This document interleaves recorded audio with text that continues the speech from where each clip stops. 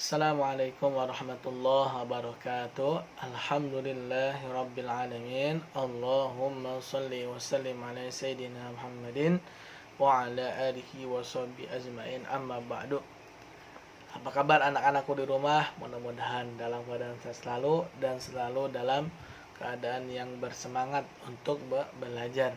Amin ya Allah ya Rabbal alamin. Pada kesempatan kali ini, pada kesempatan waktu ini, bertemu dengan Bapak yang mana materi PA ini masuk ke materi baru, yakni beriman kepada kitab-kitab Allah Subhanahu wa taala. Jadi kita sebagai orang muslim, sebagai orang beriman, wajib beriman kepada kitab-kitab Allah Subhanahu wa taala. Di dalam Al-Qur'an Allah Subhanahu wa taala menjelaskan sebagai berikut. Di dalam surat An-Nisa ayat 136 yang berbunyi, A'udzu billahi minasyaitonir rajim. Bismillahirrahmanirrahim. Ya ayyuhalladzina amanu aminu billahi wa rasulihi wal kitabil ladzi nazzala ala rasulihi والكتاب الذي أنزل من قبل ومن يكفر بالله وملائكته وكتبه ورسله واليوم الآخر فقد ضل ضلالا بعيدا. Itu salah satu dalil kita beriman kepada kitab-kitab Allah Subhanahu wa taala dalam surat An-Nisa surat ke-136, yang artinya, wahai orang-orang yang beriman, tetaplah beriman kepada Allah Subhanahu wa taala dan Rasulnya Muhammad SAW, dan kepada kitab Al-Qur'an yang diturunkan kepada Rasulnya serta kitab-kitab yang diturunkan sebelumnya.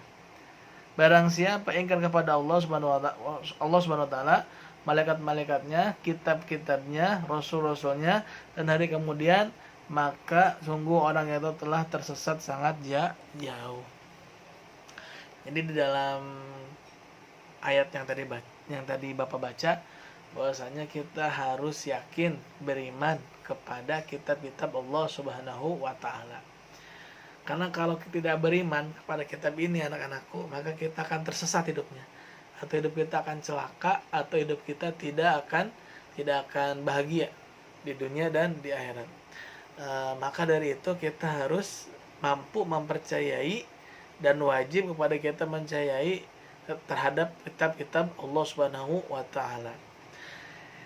Allah telah memberikan kitab-kitab yang isinya sangat luar biasa, yang isinya sangat indah dan agung, yang isinya sangat istimewa. Yang pertama, kira-kira kitab apa yang Allah turunkan? Yang pertama adalah kitab Taurat. Kitab Taurat ini diturunkan kepada Nabi siapa? Ada yang tahu? Adik-adik ayo. Kitab Taurat ini diturunkan kepada Nabi Musa alaihissalam. Jadi kitab Taurat diturunkan kepada Nabi Musa, tidak kepada nabi yang lain. Kemudian kitab selanjutnya kitab Zabur. Kitab Zabur diturunkan kepada Nabi Daud. Jadi Nabi Daud yang telah mendapatkan kitab Zabur. Kemudian kitab Injil. Kitab Injil ini diturunkan kepada Nabi siapa? Nabi Isa. Dan kitab terakhir adalah kitab Al-Qur'anul Karim yang diturunkan kepada Nabi Muhammad sallallahu alaihi wasallam. Jadi ada empat kitab yang Allah turunkan kepada para nabi dan rasulnya. Yang pertama kita ulangi, kitab Taurat diturunkan kepada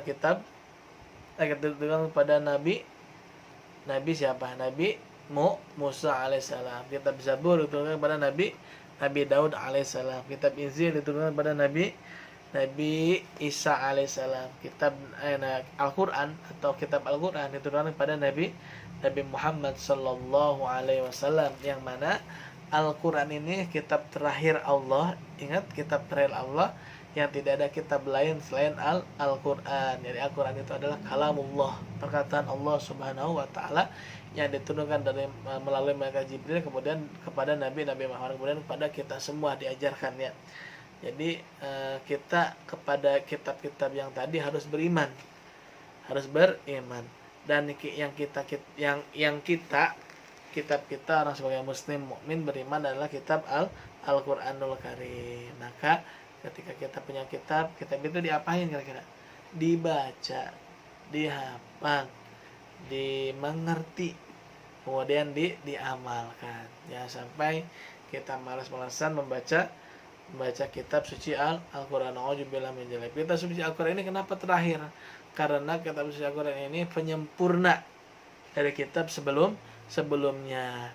Jadi kitab sebelumnya kesempurnaannya ada di dalam Al-Qur'an.